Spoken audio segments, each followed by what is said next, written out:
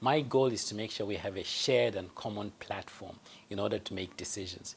My responsibility is to the continent of Africa, our good people who deserve better, to the governments who are trying to do the right thing, to the staff of the African Development Bank as an institution. So the criticism between regional and non-regional doesn't help anyone. It's about finding common ground. Now, this is not to dismiss the criticism, because throughout the 9 months I have been campaigning for the presidency, I've spoken to everybody, all of the board members. There are legitimate concerns that they have expressed about the institution, legitimate concerns that I have expressed about the process of prioritization, and most importantly for me, legitimate concerns about achieving results, delivery, not commitments, but actual disbursements. And that's the work we need to do. And so I will work with all board members, individually, collectively as a board, so that we have a shared sense of purpose amongst the three priorities, so that by the end of my tenure, my goal is to make sure we're not talking about regional and non-regional. We're talking about the board of the African Development Bank leading an institution to greater heights for the benefit of the African people.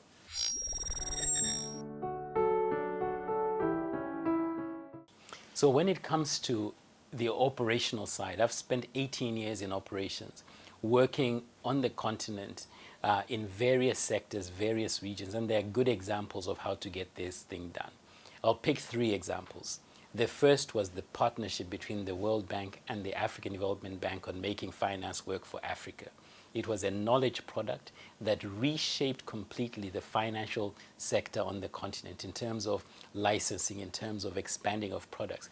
Today, we take it for granted when we see a Nigerian bank in South Africa, a South African bank in Kenya. But that work was a knowledge product led by the African Development Bank, the World Bank, and donor partners that made a huge difference. And I was very proud to be a key leading member of that goal. The second one is more recently, M300, the African Development Bank, World Bank saying, let's give power, energy to 300 million Africans, 250 World Bank, 50 million. That type of structure gets results.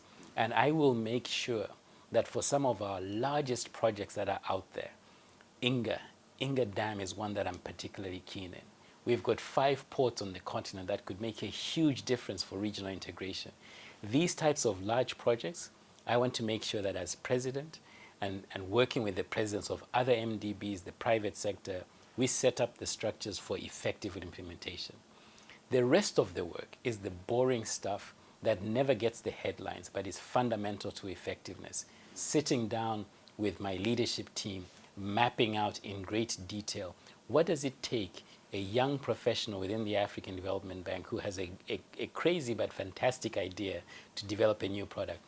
Walk me through how long it takes for them to get all of the different approvals they need. Tell me who is in the room, who is making the decision, where do they sit, how frequently.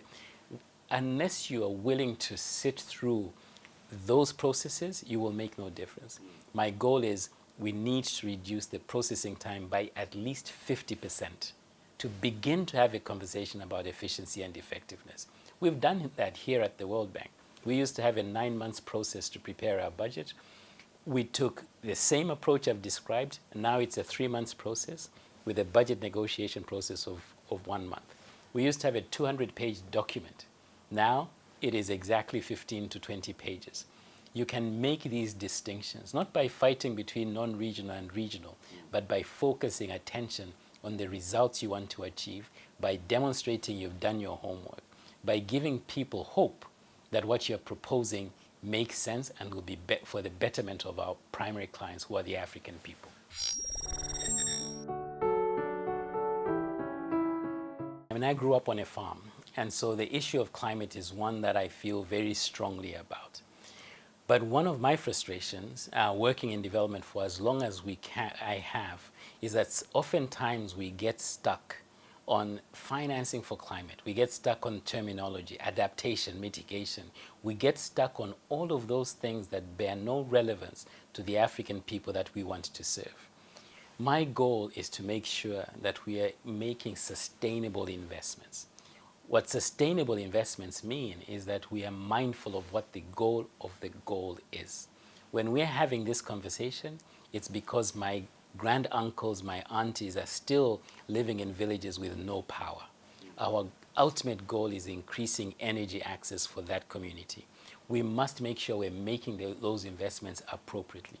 The second thing we want to do is to make sure that we are pragmatic and realistic about the resources that are currently available. So the resources you point out to, yes, of course, they're limited. Very rarely can I point to any program where that says that's adequate resources, whether it's in health, it's in education, it's in energy and infrastructure. The goal is to make sure that for every dollar we get, we're multiplying it 3 to 4 times. We're leveraging those resources. We're being smart about the investments we're making. For every dollar that we invest from the African Development Bank, I want to find out how much private sector capital we're mobilizing. If it's not 3 or 4 times, let's take a second look.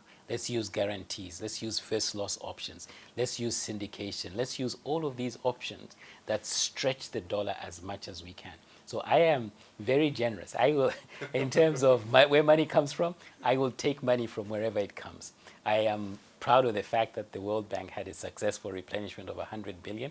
I want to make sure that I twist Ajay Banga's arm as much as I can and get as much of that dollar being spent on the continent. I will do that for MDBs. I will do that for private sector firms. I am cognizant of the fact that we've got a lot of private sector firms on the continent with a revenue of $1 billion. I'm going to squeeze that as much as I can. Our continent deserves. So all of the 3 points that you've raised, that's a 3-part question I'm happy to address. The first one is the most important one. Everything we do has to be about that woman who is sitting at a market trying to sell her vegetables. She's been there the whole day. She has raised enough revenue for dinner that night. She's going to struggle to find money for school fees for her children, for her health, for her education. Ultimately, this entire race is about that woman and all of our women, all of our young people, all of our people on the continent who deserve better. And for them, as much as we've been talking about these macro issues that are sort of larger scale financing, large infrastructure projects, ultimately it's about the local population. The African Development Bank as an MDB reaches that group, it reaches our people by partnering with others. From day one, I will make it clear that whether it's the Africa Export-Import Bank, Africa Finance Corporation, TDB, all of them, those are partners. They will have reached to our private sector firms that the African Development Bank may not have. We're not going to compete in that space. We're going to work together, partner to deliver the results that we want. The second point that you raise about the complexity of the office of the President of the African Development Bank, it's not an easy one. It's a complex job.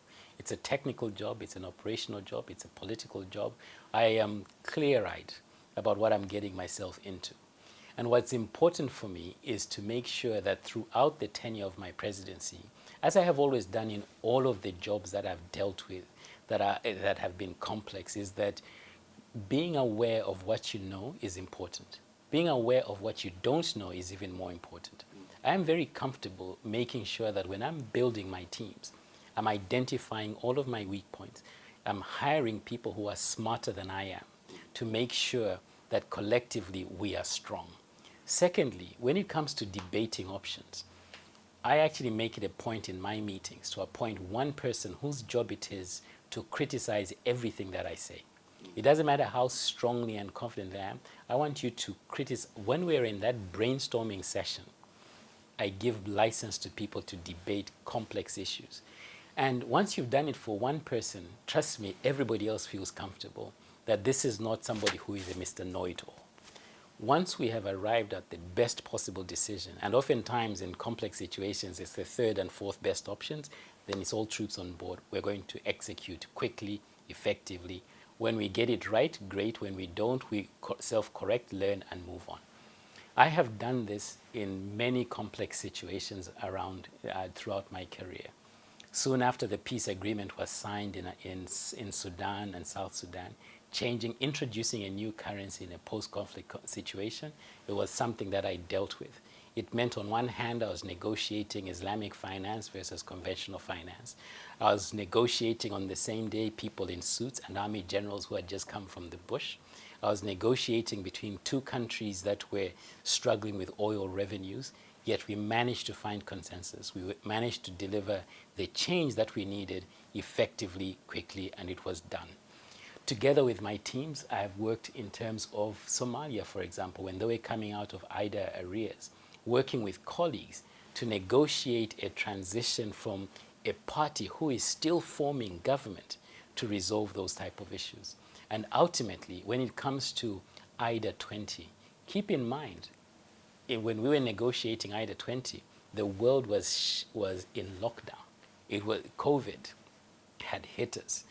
The countries we were negotiating with for additional financing were losing thousands of their citizens as we were negotiating, asking them to contribute financing. But throughout the process, as director for the IDA team, working with the leadership of the bank, we were able to negotiate verbally, start to finish, a successful replenishment. That also included bringing forward the replenishment cycle. These replenishment cycles are 3 years. We were able to bring it down to 2 years. And I haven't even mentioned the difficult differentiated positions on some topics that people felt very strongly about, whether it was climate, whether it was LGBT rights. You have in one room people with diverse views, negotiating individually with one of them, collectively with a group of them, building that consensus that resulted in that $93 billion in the midst of COVID is something that I'm very proud of. I learned a lot of lessons. I made mistakes in the process. I listened. I asked questions. What could I have done differently? And these are lessons that applied to me as an individual, my team as a whole, and the World Bank as an institution.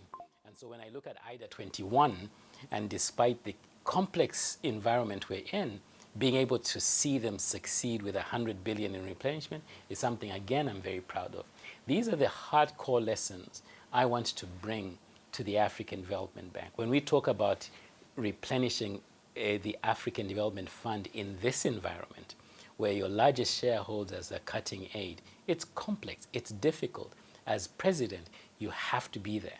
You have to work with them. You have to make sure you've got a team that knows that they can take risks, and risks that you will be supportive, that is looking for diverse sources, that is looking to the African continent and say, in this environment, you need to demonstrate that you have done everything you can do as Africans before you ask for a dollar from outside the continent. You have to look at your balance sheet. You have to optimize it in a way that gives people comfort that you know what you're doing. And ultimately, the big secret about raising significant amounts of money is that the things that make a difference are not the money. The things that make a difference is, are you clear about the results?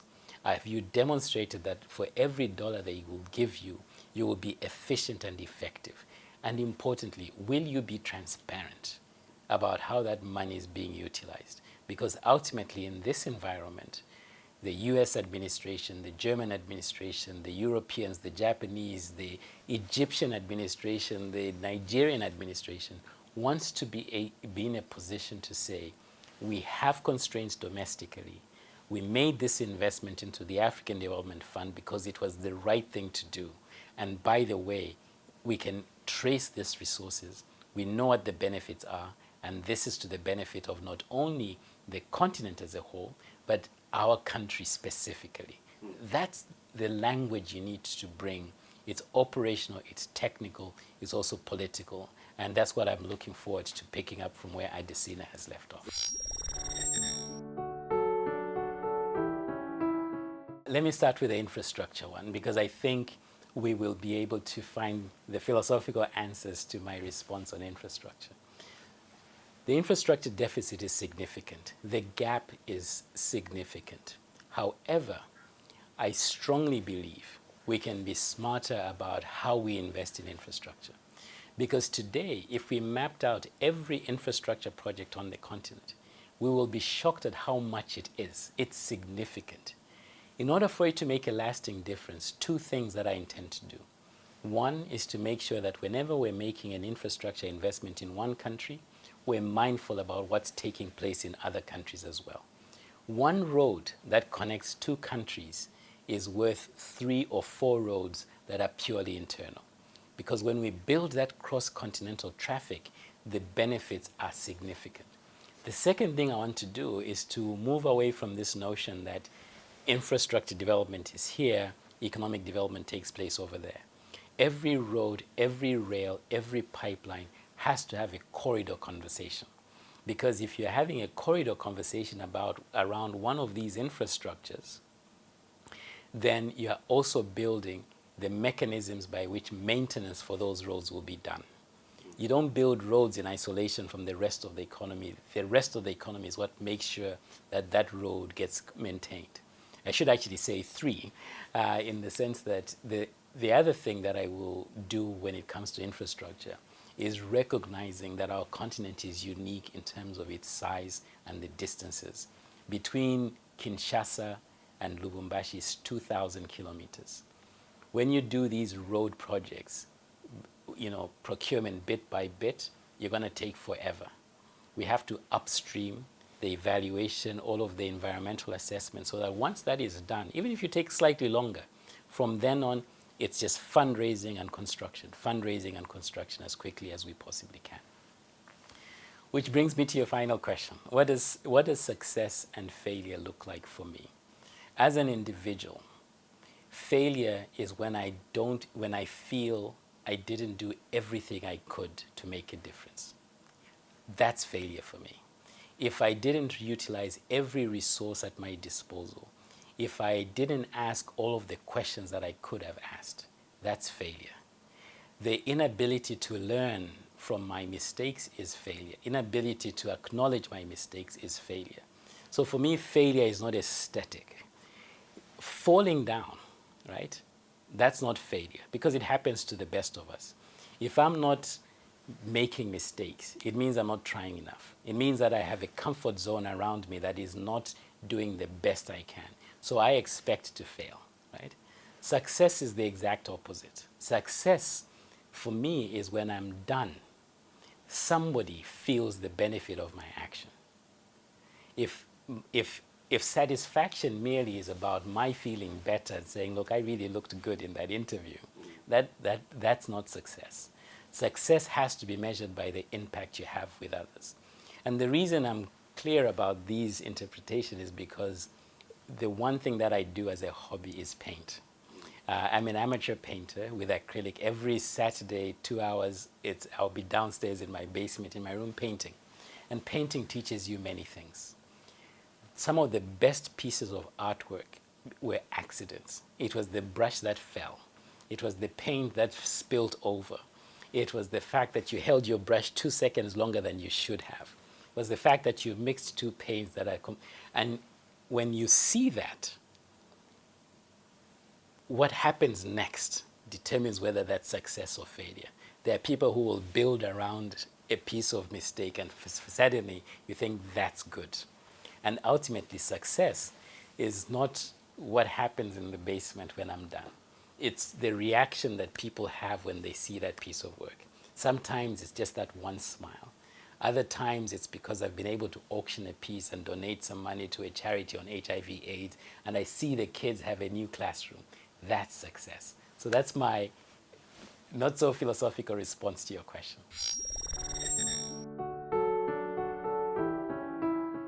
I think that Africa is at an inflection point. The global economy is at an inflection point.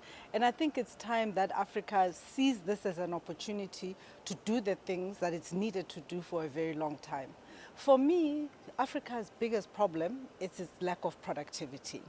And you know that without productivity, no economic growth, and without economic growth, no jobs. So really, and what is the reason for that poor productivity compared to other regions? It is the fact that Africa doesn't have the infrastructure that it needs, including electricity, digital connectivity, roads, etc.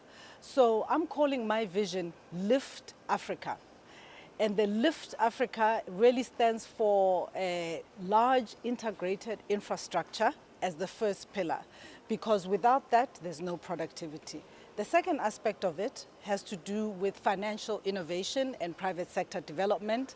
And really this is important because traditional donor resources are reducing and have been reducing. People think this is a new thing, but it actually has been happening over the last 20 years. So we really need to think differently about how we fund infrastructure development in the continent. And then the third aspect of it is transformation, the internal transformation of the African Development Bank for it to be more efficient and effective.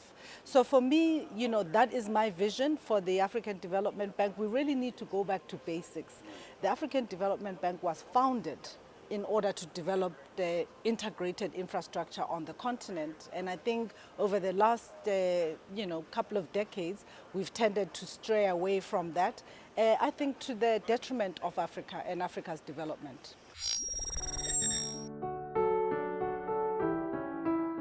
So again, we go back to the basics, right? If we are not productive as a continent, then we will continue to rely on others to help ameliorate problems as they arise. And we really need, after 60 years, certainly of the existence of the African Development Bank, we need to move away from that. We need to focus on how we actually create sustainable economic growth in Africa, how we integrate Africa's economies so that they can trade more with each other. If you are worried about what's happening in the global trade, what about the opportunity represented by African trade and the continental free trade area? I mean, it is the largest free trade area in the world, and we're not exploiting it nowhere near where we need to be. And then on debt distress, I always remind people that when we talk about debt, the ratio that they refer to is debt to GDP. So you can focus all your energy on reducing the debt, in that ratio, but you can also start focusing on how you grow that GDP, because also that's a way to reduce the debt to GDP question. Now, I'm not making light of it. I mean, I think the debt issues, are real, but in terms of addressing those, we can have short-term answers, but if we want long-term answers that actually will make sure that we don't have another debt distress situation. We've had these, it seems like every 20, 30 years, Africa is in another debt distress situation. We need to once and for all take steps and actions that actually make sure that Africa never needs to get back into these things. So there are short-term interventions, helping countries with public finance management, helping countries with longer dated maturity debt, helping countries with the cost of financing of their debt. But I think more importantly for me, really addressing the productivity of the African economy once and for all.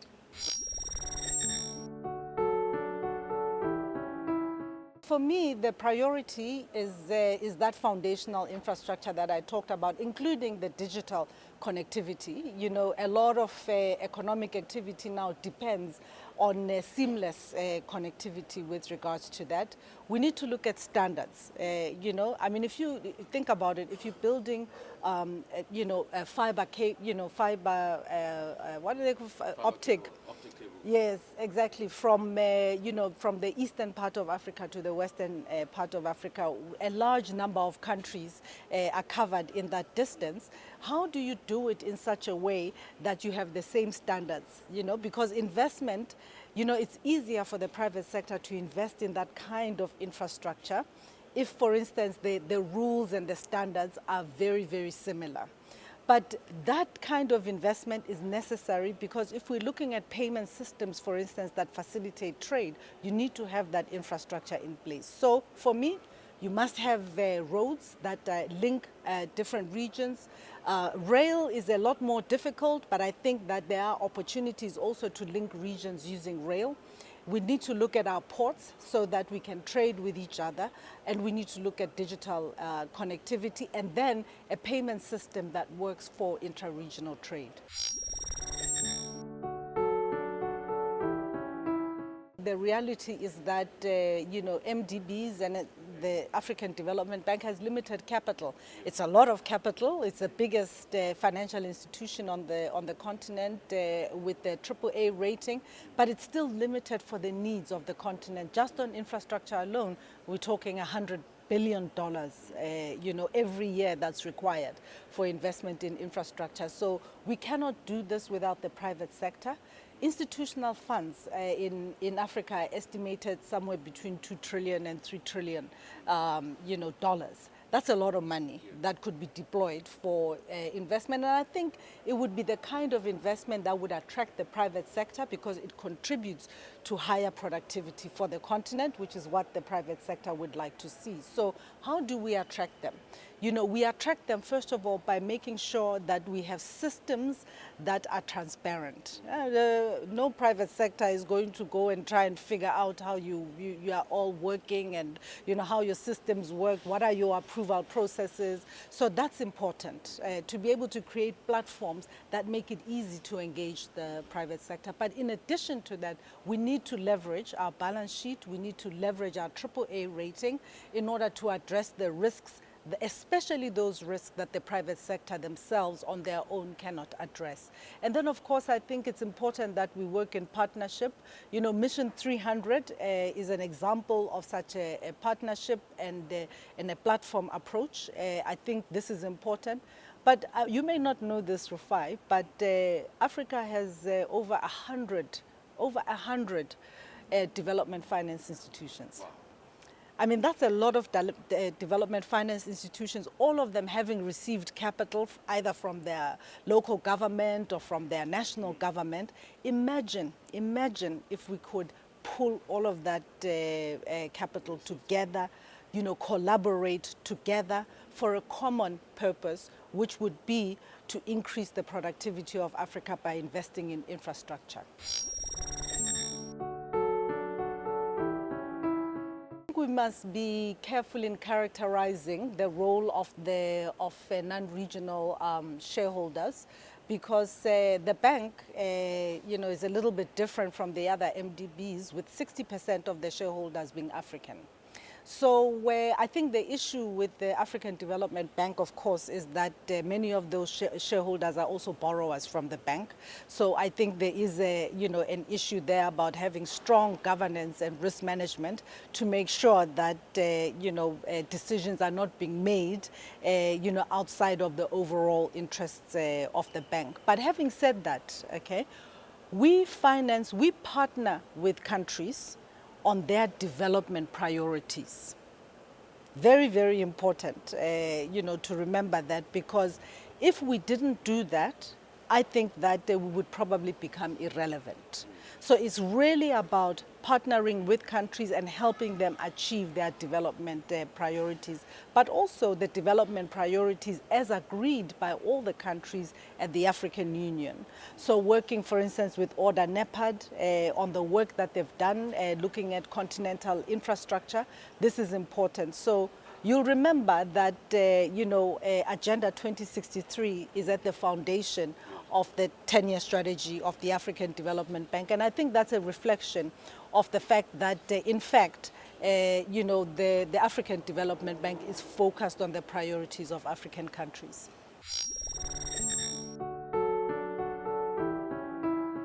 I have a very simple view of this. I talked about foundational infrastructure being critical for productivity improvement and for growth and creating jobs. Okay, so in order for Africa to industrialize, you need reliable baseload. I mean, there's just no other way to do it. If you have sort of intermittent availability of renewable energy, and that's all you are relying on to develop, then we won't develop sustainably. Technology hasn't advanced far enough for us to be able to store the energy generated from the sun or from wind, etc. So I think there is a very important role, very significant role for base load in Africa, whether that's using gas as an example, or using nuclear power as an example. But really that base load is key to any industrialization. Now the question becomes, how do we do that without exacerbating the climate issues because they are real. Already there are studies showing that Africa is warming up 50% faster than the rest of the world. So that means that we still have to focus on particularly adaptation, for me, and mobilize funds for that. As you know, I think the amount that you quoted is a little bit below what the actual reality is. I think Africa got about 40 billion for climate from different sources, So, but it's still a tiny, tiny portion of the 277 billion that's required to help Africa deal with climate change. So we really need to, work on continuing to conscientize, I think, the world that Africa will play an important part in helping the world deal with climate change. By the way, we still have very large carbon sinks, like, for instance, the Congo Basin, as an example. So in order for us to be able to preserve that so that it helps the whole world deal with climate change, there should be an investment. There should be an investment that's coming from the rest of the world, in acknowledgement of that, gift to Africa, if you like.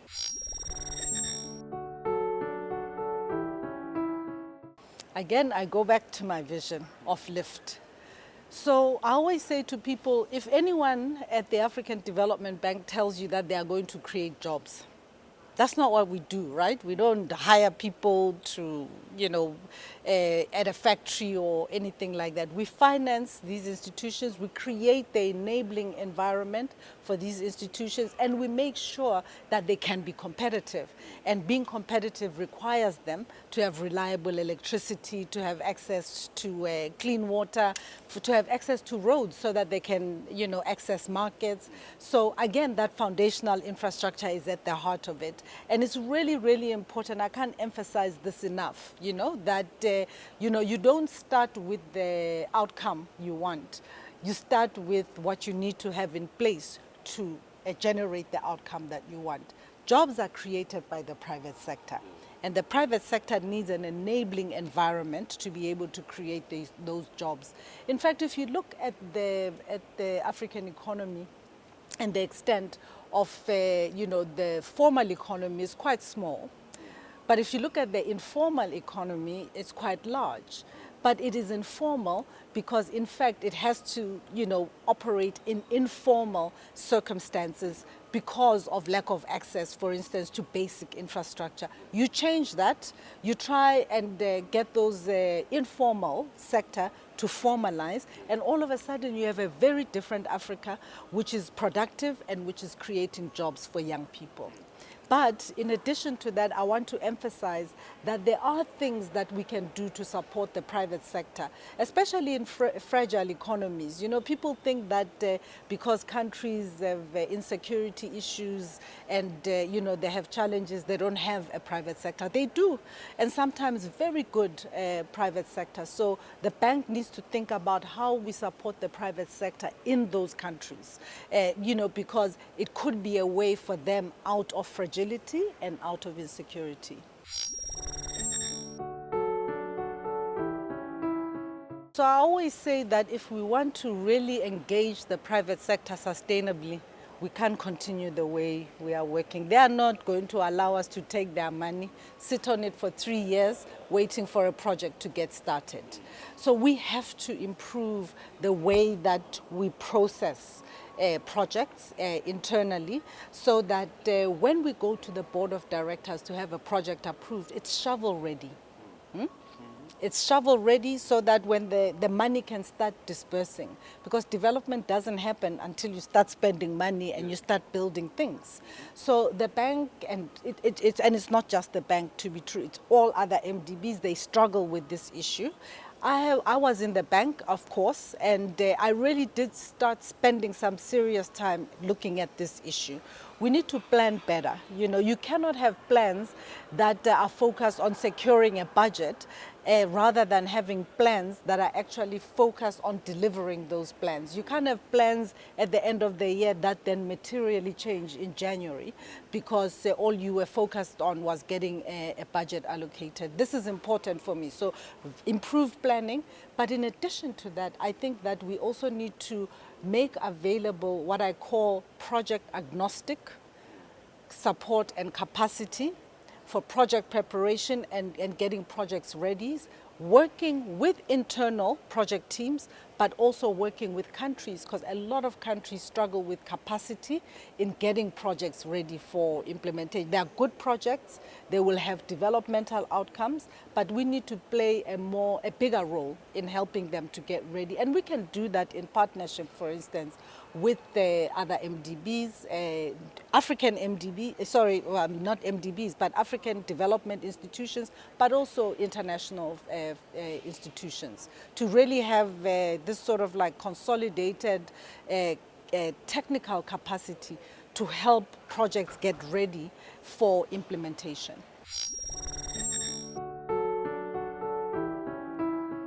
I was actually thinking about this. I have over 30 years work experience, so I've been at this for a very long time.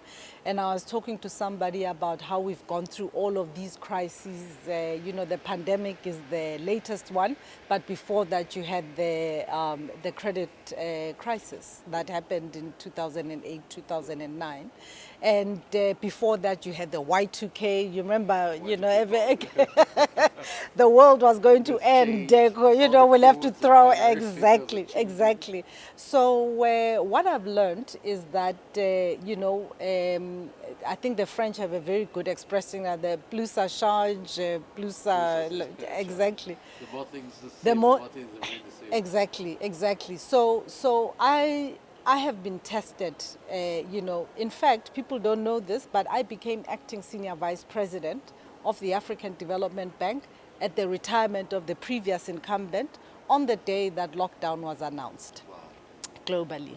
So you can imagine nobody had ever worked the way that we were now expected to work, but at the same time we had countries all over the continent saying that we need help. We don't know what this thing is. We don't know how to deal with it. We need help. So here you are.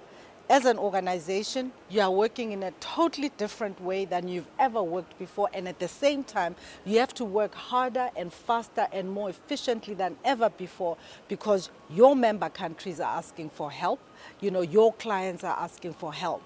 So, that responsibility fell on me to lead the team and make recommendations to the board of directors on how we provide this urgent financial support to countries, how we access capital markets. If you recall, the capital markets at that time were also, very, very complicated. So I think in the current environment, that ability to stay calm, stay focused, even in the most challenging environment, is key. We are in the world that we're in today. It's possible that on 1 September, when the new president takes over, the African Development Bank, there could be a crisis. Yeah. You don't want somebody who's going to be running around trying to figure out what they should do and not do. I'm ready from day one. This is important. But I think the other attribute that I have is the fact that I've had a lot of experience in the private sector. Most of my work experience, in fact, comes from the private sector, and also working in the public sector in state-owned enterprises in logistics. But in addition to that, I've had the 6-year window where I worked in development finance. And already, within that 6-year period, I was able to introduce innovations that had never been thought of before in MDBs. I introduced hybrid capital at the African Development Bank, and of course, eventually, the African Development Bank issued hybrid capital. It became the first MDB to do that. Now all other MDBs are looking at it. And really, hybrid capital was a way for us to secure long-term financing from institutional investors rather than from our shareholders, which had generally been the trend. So that's what I've already talked about working under pressure, staying calm under pressure, delivering under pressure. And then I'm talking about innovation as well, you know, really being able to innovate and come up with new ideas because I'm leveraging that private sector experience. And really, I think the times we live in means that we need to have a leader of the African Development Bank who will take a more unconstrained approach to solving, you know, problems. Failure for me is failing to achieve the productivity gains that we need from Africa. So we need Africans trading more with each other, and we need to see economic growth, and we need to see jobs being created as an outcome of that investment.